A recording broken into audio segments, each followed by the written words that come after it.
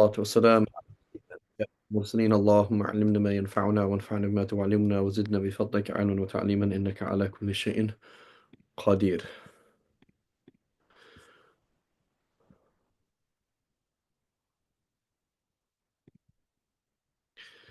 Okie dokie. So we were talking about khufs last time,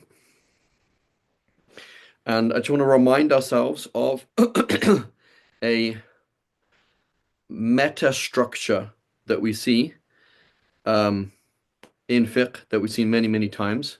And it was repeated again and again. It's a part of the al-mashaqqatu tajlibu as-taysir. The difficulty shall call for ease, right? That's a principle. So why is it that Allah subhanahu wa ta'ala allowed us through the sunnah of the Prophet sallallahu alaihi wasallam to wear khufs and not wash our feet? The issue is widespread difficulty. The issue is widespread difficulty, right? So if we remind ourselves, how then does the Sharia behave with difficulty, right? Can anybody remind us of four categories? There's four ways or four categories of difficulty and how the Sharia reacts to that difficulty. You said that there was negligible Good. and there was So not negligible. good. So negligible, for example, it is difficult to make wudu because I have to get up. It is difficult to make wudu because I don't like putting water on my face. It's difficult to make wudu because I'm camping and I have to get up and make wudu outside my tent. It's annoying, right? Like it's inconvenient, right? Negligible. So it's negligible in that it's inconvenient, or why else could it be negligible?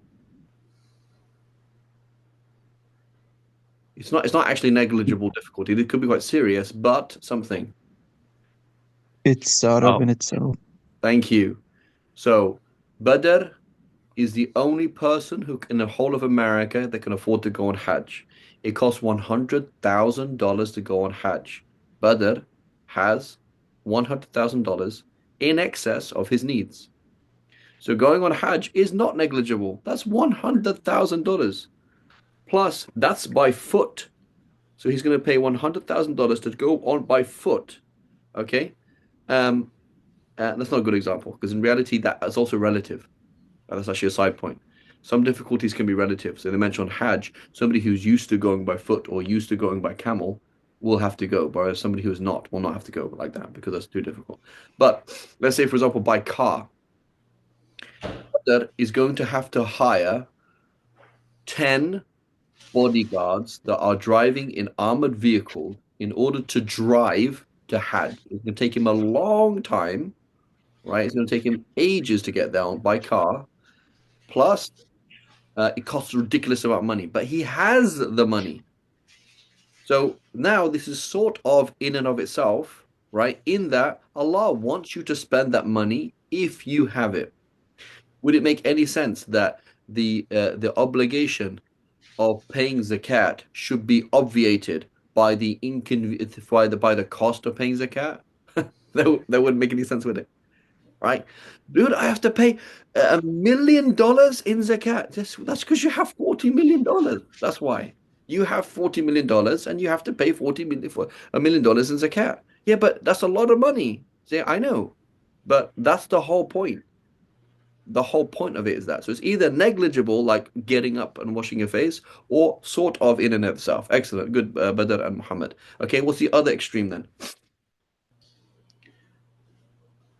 Well, the opposite extreme is duress. Duress. So what are those 5 things that could be? In duress, we talk about 5 things that are at risk or are being. Is it recurrent and normal difficulty? No, that's something else. You're thinking about something else. We're talking about duress. That's correct. That's something else. But here we're talking about the other extreme. So we had insignificant, Now we have very significant, i.e., this is duress. And so, um, like what? So, what do you mean by duress? One is like if your life is Good. For threatened. life. If I go to Jummah, I will be shot. Okay. If I fast, I will die. Okay. So therefore, the Sharia changes. You don't have to go to Jummah. It's okay. You don't have to fast. It's okay. Okay. So life. What else?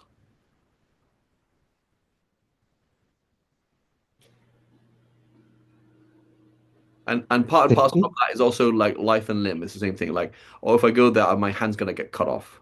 If I go there, I'm gonna get beaten up. I won't be killed, but I get beaten up. Right. So that's also like your body. Right. But that's the same kind of thing. Um, okay. So that's like your life and limb. Okay. That's one. Number two, Is Isn't it? property included? property. Yes. If I go to Jum'ah, my house will be broken into. Right? If I buy water to make wudu, it will cost way more than water normally costs. So Badr has a bottle of water. He's willing to sell it to me. I have the money, but he's not asking for the $10 of that this water would cost in this expensive area. He's asking for $200 for me to pay for water. Where we are in a place where there's very little water, it's expensive, but it's not that expensive. So now that I have to pay $200 for a bottle of water, I'm not obliged to do that. So the Sharia shifts from being obligation of wudu to the permissibility of making tayammum. Okay? So yourself, your life and limb, and then your wealth. I'm farming, right? I'm farming right now. If I didn't harvest the crops right now, they will all be lost. So even if they'll be lost. So in which case I'm going to continue, and I can't harvest stuff I'm fasting, so I can break my fast, right? Okay. So what else? Okay. So then life and limb and money. What else?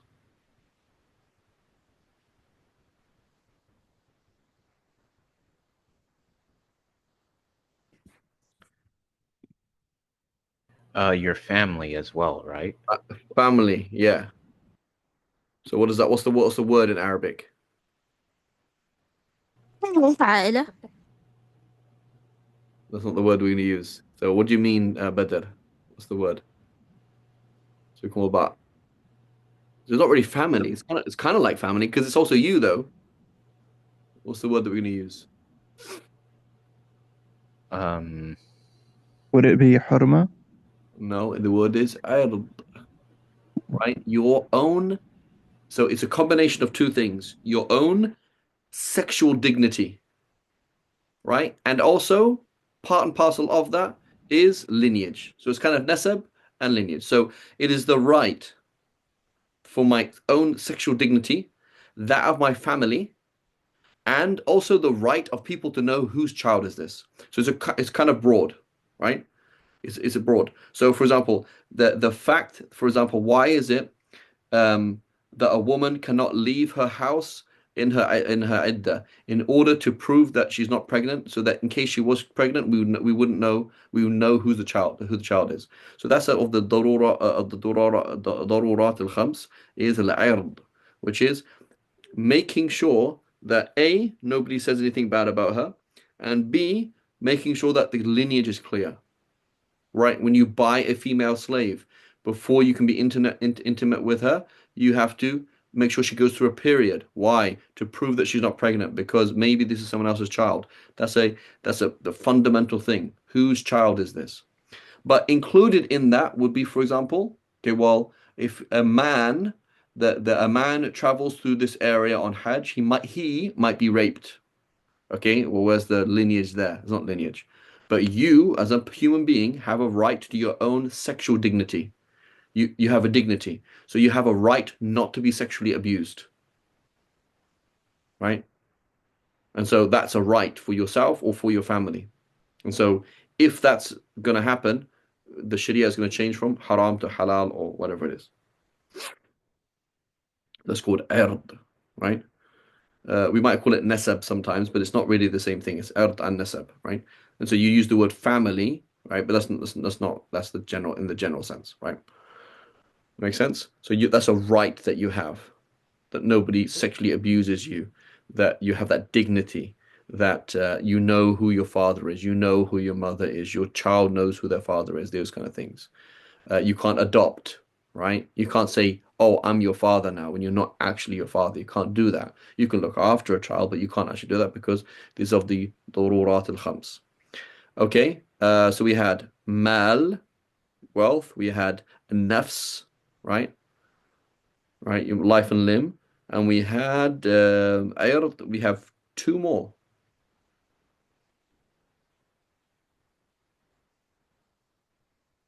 You guys are going to drive me insane if I can't find this one.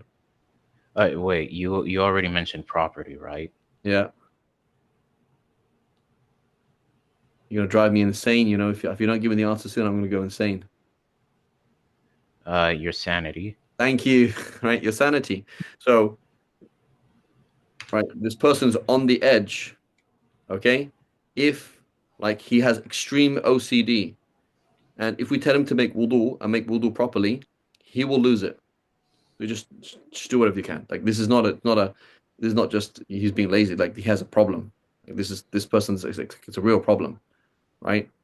If this woman stays in the situation where she's in, she will break, right? She'll break. Like she's literally going to find herself in hospital any minute. Like, okay, Khalis, go ahead, go ahead. It's fine. You can leave. Go, whatever you need to do, right?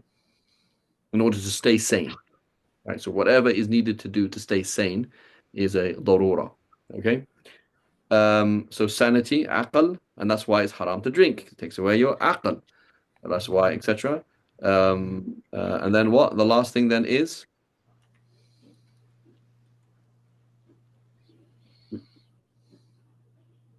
the most important thing of everything. Your belief. Exactly. The deen itself, right? So something, for example, that risks, like if this happened, this would now risk this happen, then this is a huge problem, right?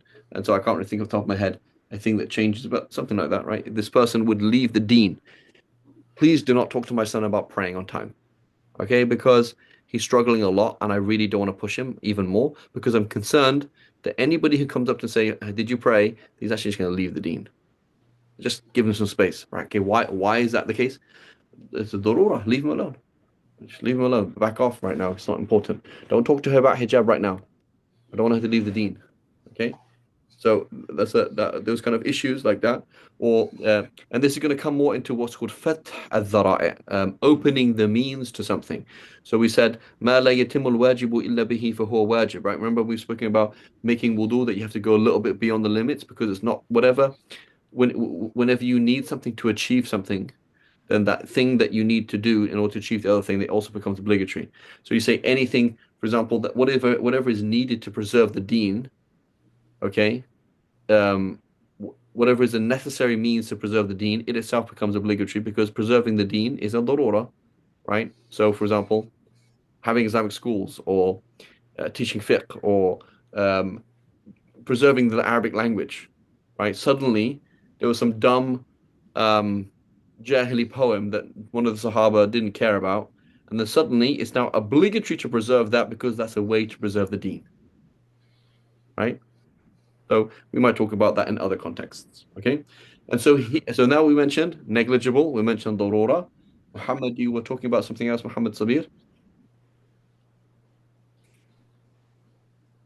I said recurrent and normal difficulty. And neural difficulty. So recurrent. So now we're going to have, so on one side we have negligible. That is not. It's difficult, but that is negligible. Okay, and the other, or we said sort of in and itself, like the risk of dying in jihad. That is a goal in itself that you risk your life to save for the sake of the religion, right? So that's obviously negligible in that it is sort of in and of itself. But then we had darurat, and then we had al-mashaqqa al-multahaqa bid-darurat, right? We have difficulties that are on the edge. Okay, they're treated like darurat, and these are things that are significant difficulties, and they're significant, and they are normal. They're not nadir, they are normal, and they are what else? Recurrent, right? And amma, they're widespread, right? So all of us travel around. Normal people get on horses, do this, do that. They have shoes on. It's hard to take certain shoes off on a regular basis. So that's why there's this thing called hoofs. Okay? So the issue with Ibn Daqiq al-Eid and his commentary on the book, he said thin hoofs would not be permissible. Why? Like he's not really talking about the dalil, he's talking about the theory. It's because they're easy to come on and off. Right? So the whole idea is you have moccasins on, you have these boots on, these thin boots on. It's hard for you to take them on and off. So that's why you can wipe. But if you are at home with socks on, right, that they come off easily, it's not a big deal. You can just, you know, take them off. Right? Because so he's looking with the same analogy. He's like, how does the Sharia work? The Sharia does not change halal to haram for a mere convenience. The Sharia changes halal to haram for darura or things that are kind of like that. It's like a widespread recurrent difficulty. Why is it that when you go to the bathroom, you don't have to wash, you can also just wipe? Recurrent, widespread difficulty. Okay, well, what about getting urine on your leg? It's not a widespread, recurrent difficulty. So therefore, it's not overlooked, right? So we're looking at khufs. There's a picture in our head. Oh, yeah. Allah subhanahu wa ta'ala changes haram to halal for darura, because of darura, it's like that would mitigate the very goals of the Sharia, right? Which is preservation of life and limb, property, sanity, religion, and your sexual dignity or your lineage. Okay, all things that are like it, things that are close to it, right? So when you're talking about okay, the deen, ad-din yusr, right? In the deen yusr, right? What does that mean? This is what it means, right? It doesn't just mean every single thing that's difficult becomes is easy. Rather, there's certain things that are very hard and recurrent and widespread, and these are going to be overlooked. Okay, and so this is an example of that, right? So mentioning breaking your fast on a journey, it's not a dorora. You can fast on a journey, but it's difficult, and it's difficult for me, and it's difficult for you. So it's over. So the haram, which is breaking your fast, becomes halal. Joining prayers, shortening prayers. We mentioned cleaning yourself in the bathroom just with tissue paper or leaves, something like that, instead of washing. We mentioned washing inside your beard, thick beard, you don't have to do that. Looking at the opposite sex, is it when is it halal to look at the opposite sex?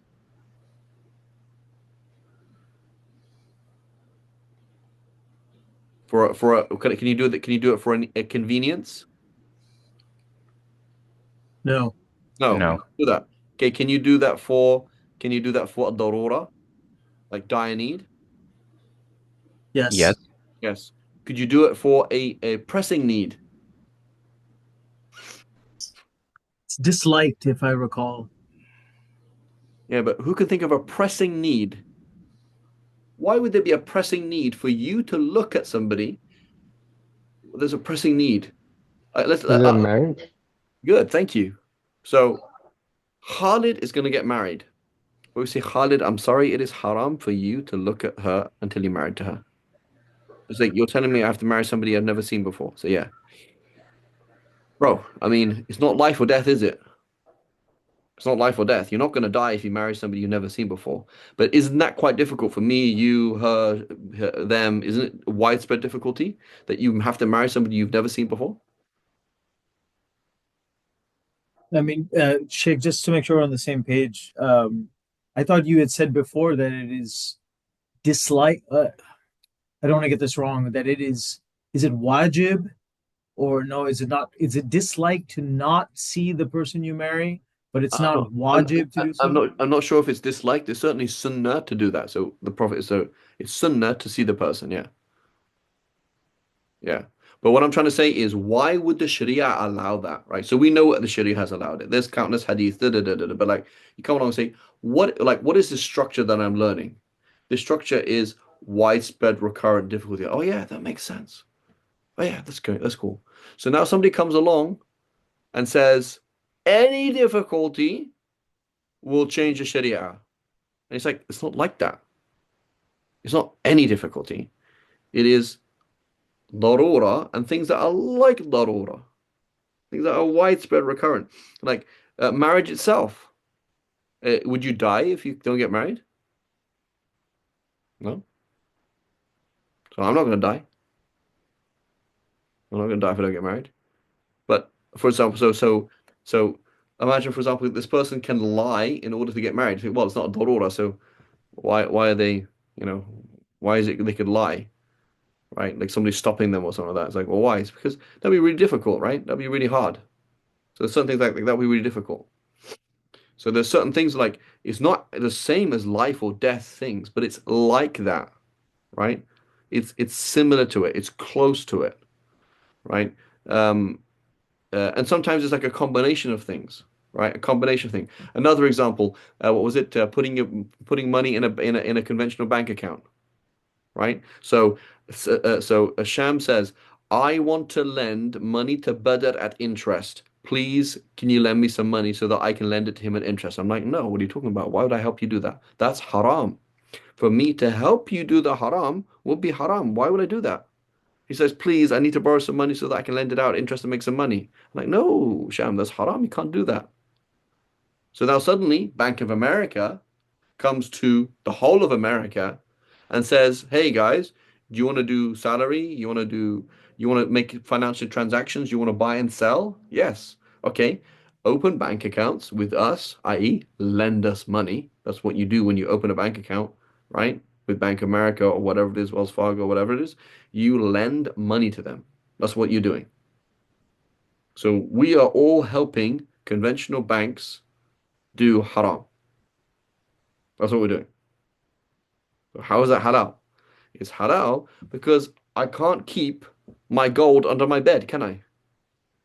Or if I could, you couldn't. So even if I could myself, you couldn't, and she couldn't, we can't ask everybody in the world to have cash under their bed, can we? And then you go to the store and everything's in cash every single time. You can't actually function with cash every single time, right? And so because it's kind of difficult for me, difficult for you, difficult for him, overall it's just not feasible, right? So we're going to say al-haja tanzilat manzilat al-darura. This difficulty that is very close to duress, right? It changes it. It is now halal for us to put money in the bank account, assuming there's no other option, right? Why is that halal? Because we couldn't function otherwise. A similar example to this is what's it called? That for when in eating haram food, right? So I'm on a desert island. I'm stuck here. I've been here for 2 weeks. I've told myself when I get to 2 weeks, I'm going to eat the haram food. There's just me and some bacon. So how much can I eat? I have to eat the bare minimum. Okay, I have to eat the bare minimum. So each day, the least that I need, like 500 calories or whatever is needed to stay alive. I don't know what it is. Okay. Now, what about if we were a group of people? There are 500 people here. They have not eaten for 2 weeks. Do they all have to eat their minimum? No. Why?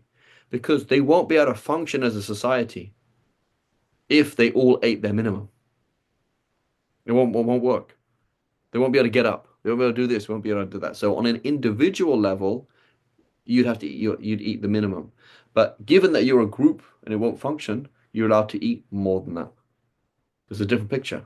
So because it was more widespread, the difficulty was treated as if it was greater, and it was more lenient. It was more lenient. You see that? So these are the kind of things that the faqih has in their head. They have all these systems, right? They're playing with these different things, as opposed to the deen is easy. Say, bro, the deen is easy. What does that mean? Deen is easy.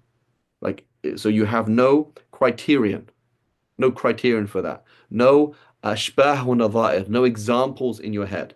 The faqih, not like myself, that the real faqih has 20,000 examples in his head, and they're actually they're more nuanced than we've mentioned, right? They're more nuanced than that. So he has this, and that's the person. So now the person's saying, yeah, this is excused, overlooked, this, and this. How did he do that? Is he had all these things. He has fiqh. He understands what the Prophet was teaching us, as opposed to somebody who doesn't understand. Does that make sense, inshallah? Yes. Yes. Any questions there? So what was the fourth one for $500? What is the fourth? What is the fourth category? So we said negligible or sort of in and of itself, duress, nigh duress, and then something else.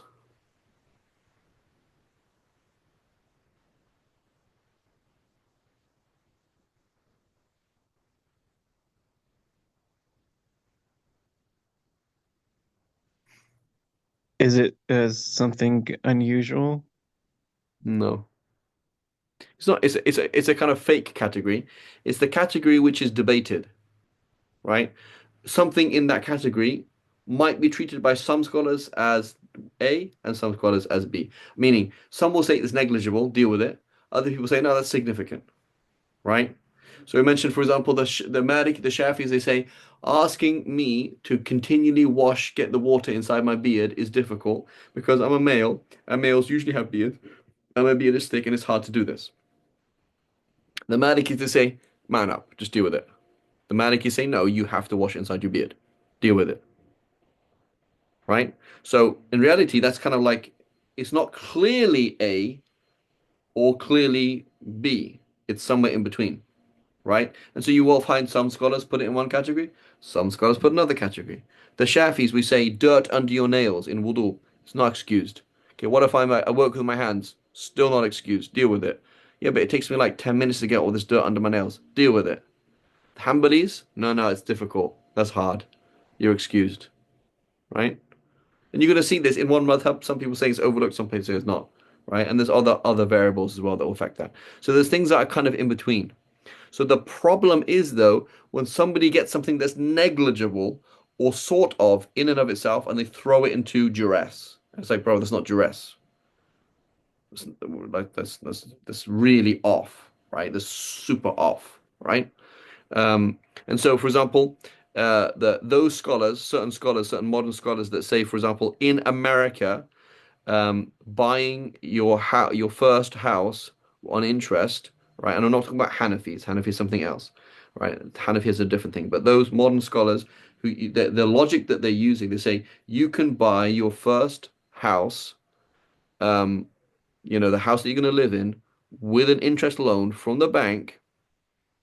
Why? They say why? Because it's a societal need for people to own property. Like if you ask me as an individual, rent, it's okay, but now it's like all Muslims have to do this. That's now considered, it's considered a widespread difficulty not owning and only being able and only having to rent, right? Whereas, and the argument against that, which is basically everybody, they say, bro, it's not that difficult. It's not that difficult, right? It's not like not owning your own house is not that crippling, right? You're not that crippled, right? So most scholars, ask anybody that follows one of the form of their hip, they say, can I do, so the Hanafis again is a whole other discussion between themselves. I'm not talking about that, but I'm talking about just the concept. It is, let's say, assuming that interest in America or in the West is haram like anywhere else. Can I get involved in it? The answer is no. Okay. Why? Because it's not that difficult to get involved, right? You can not do it. Um, Student loan. I can't get a student loan and I can't get funding. Okay, go to work for a few days, a few years, and come back. Oh, but that means I have to delay. It's like, yeah, okay, you have to delay. That means like in order to save up, I might have to work like 60 hours a week for like 4 years. Like, yeah, okay, right. That will be the answer you normally get because it's not that difficult not having a degree, right? Whereas in some places it'll be different, and some people say, yeah, honestly, that's how it is. Like you honestly cannot function without a degree. You honestly can't do anything or whatever it is, right? Is everyone following what I'm saying? Yes. Yes. Okay, so some of you have been around like Badr. He's been following me around with what's it called? Trying to get an autograph for the last 10 years. But other people, Sister Amjad, I'm just joking, Badr, right? But other people, Naveen, Amjad, are you following the discussion? Yep. Yes.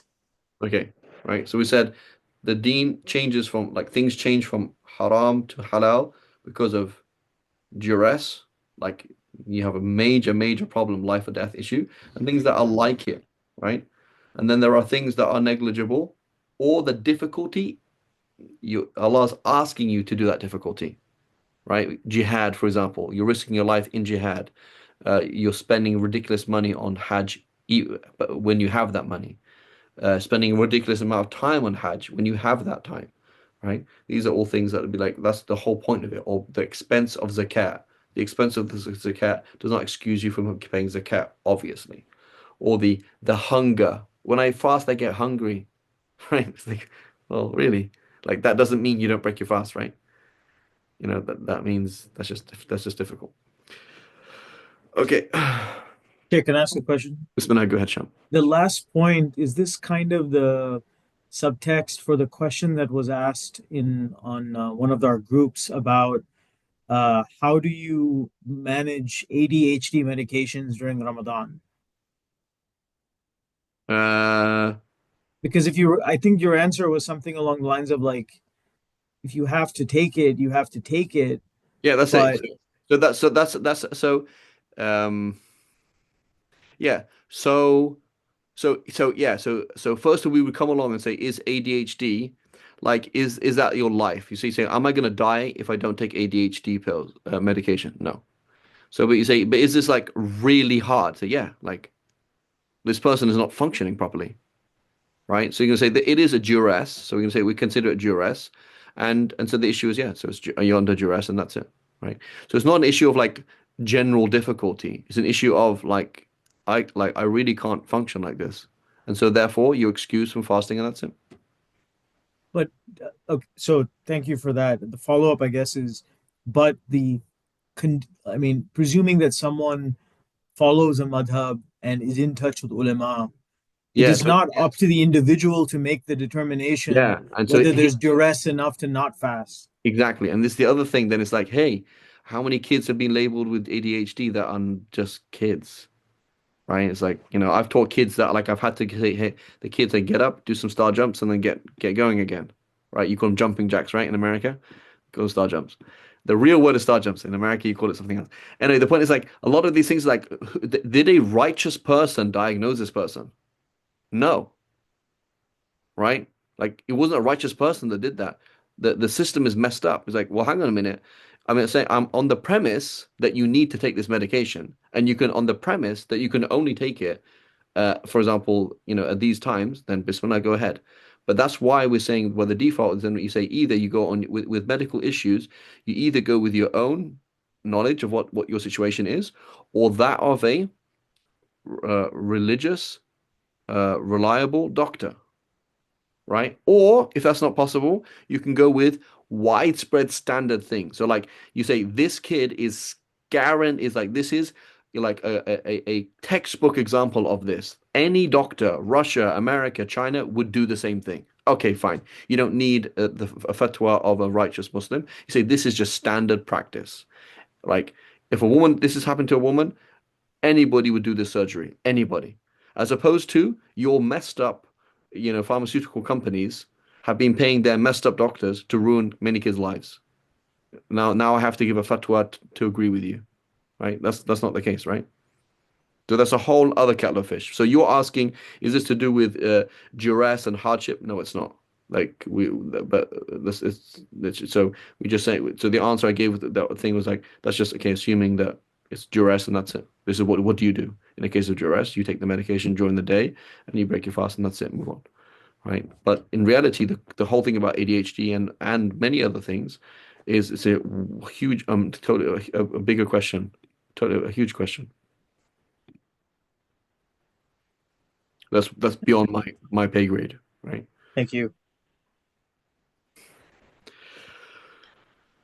Okay. Sheikh, could I ask a quick question about the thing that's on the screen, just the last point of the khuf? So when it says they are constructed such as that it's possible to walk around, Right. That's just walking around a little bit? It doesn't have that specific distance like the So Hanafis, or the approximation that I've got from some of my teachers is that, let's say I'm traveling, okay, I get off my camel, my horse, and I could walk around the campfire, get wood and these kind of things, right? They say approximately, let's say 3 times, 45 minutes, something like that. an approximation. So it's not that I'm walking the whole day in these shoes, right? It's the idea that they're strong enough to do some basic things like that, right? On Okay. normal terrain, i.e., not tarmac, right? Like I'm walking normal, like not walking on jagged rocks. I'm walking on normal earth, grass, sand, that kind of thing. Yeah. Okay. Jazakumullah khair. Okay, so then continuing after that long speech, long boring speech, um, um, is it says the permissible duration. So someone who is a resident may wipe. So notice the system here.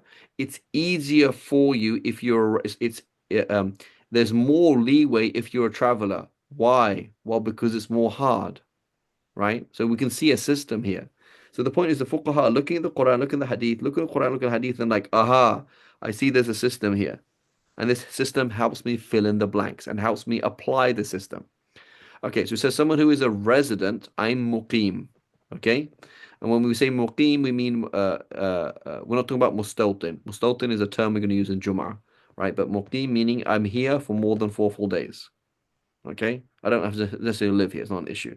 Point is, I am here in Buffalo. Inshallah, we're going to go and visit Dr. Sham in Buffalo when it's minus, I don't know what, it's going to be 5 degrees, minus 50 degrees for Celsius outside.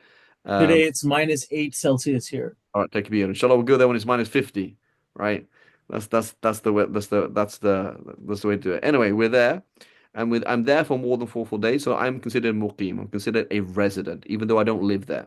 Okay, he may wipe over his hoofs for 24 hours. What does 24 hours mean? 24 hours means 24 hours. So the clock starts on your hoofs from the time that you break wudu after having put them on. Okay? So the clock starts at that time. So I made wudu, put my khufs on. 2 hours later, broke wudu. That's when the clock starts. That's when you're staying 24 hours. But it is defined as 24 hours or 72 hours, depending on when you wiped on them. What does that mean? I am in Buffalo. I have been in Buffalo for the last 5 days. I am a muqim. I'm considered a resident. I put my khufs on in Buffalo. I broke my wudu in Buffalo. And then I left.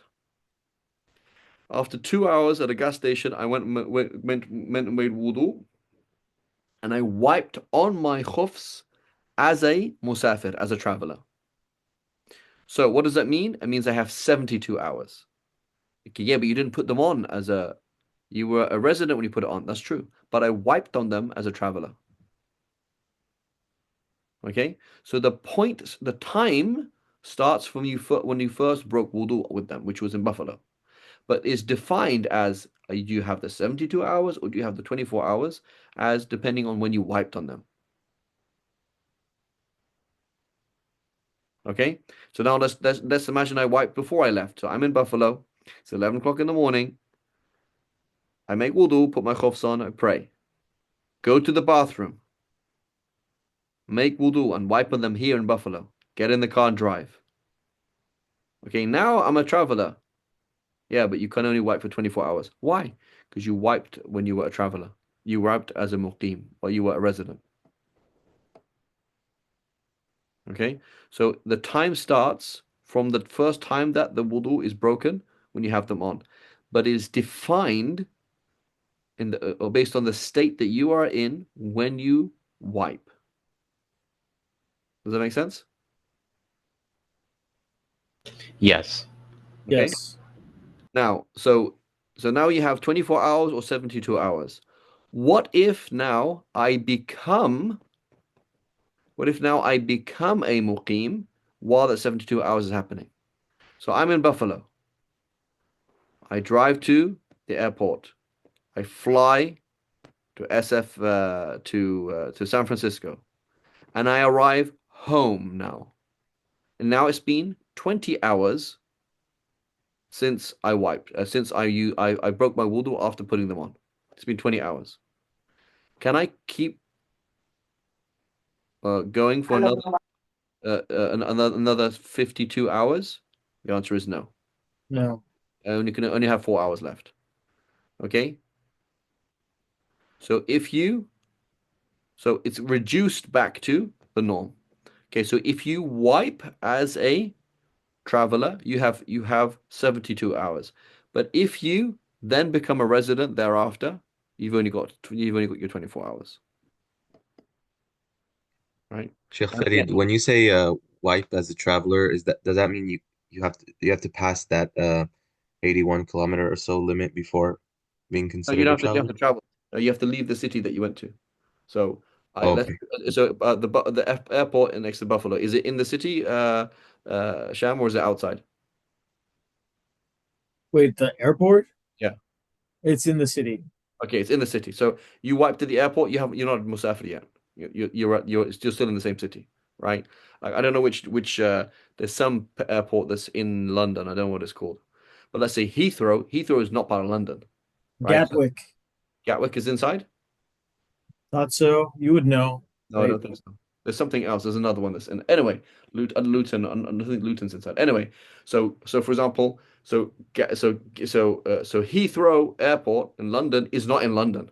So you live in London, you drive out to Heathrow. You call it London. It's not in London though, right? So even if the distance between Heathrow Airport and your house is not traveling distance, the point is you've left that city now. But as long as you haven't left that city, you're still in the city. You're still a muqim. Oh, okay. But if you have the intention to go more than 81 kilometers and you leave your city, you're a musafir for the khuf wiping. Now join shorten, you consider musafir, yeah. Oh, okay. Oh, you can even shorten even if you just leave your city. Yes, you can, yeah. Oh, okay. As long as you're going that distance, yeah. Okay. Khair. So it says one completes the duration of a resident if one wipes while a resident then travels, because it's defined what state you are as a so if you wiped as a resident and then travel, so you only have 24 hours. And one wipes while traveling and then becomes a resident because it reduces to its minimum amount, right? Great. Okay, so then invalidators, things that break